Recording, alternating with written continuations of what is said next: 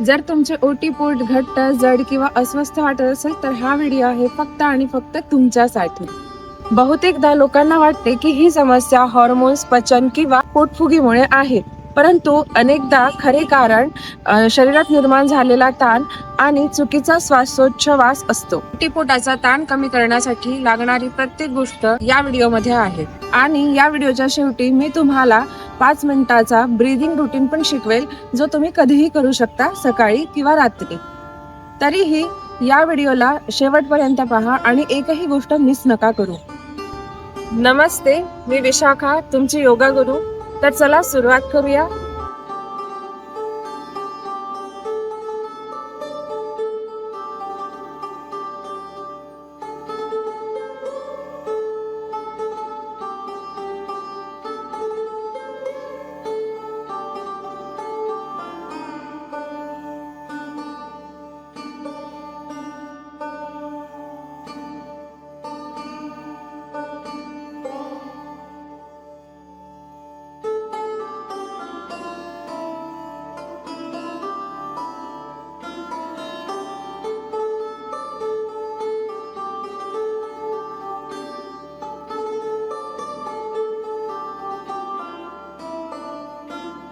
Marjorie आसनामुळे मणक्यातील ताण कमी होतो आणि डायफ्रॅगम मुक्तपणे संचार करू शकतो.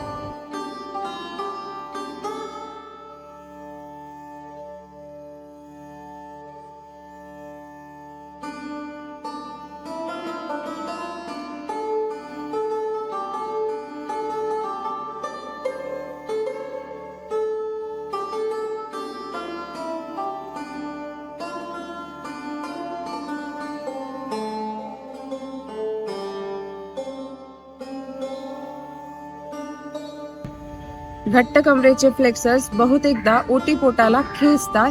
अंजनेय आसनामुळे तो खेच कमी होतो.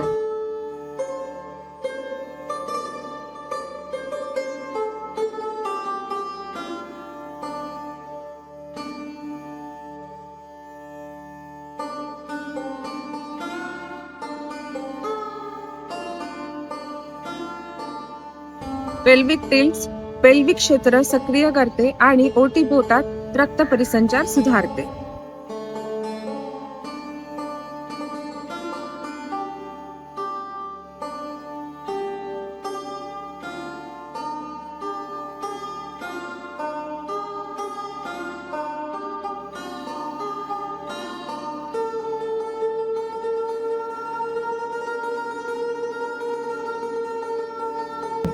ओटीपोटाचा घट्टपणा वाईट हॉर्मोन्स, अशक्तपणा किंवा तुमच्या शरीरात झालेला बिघाडही नाही.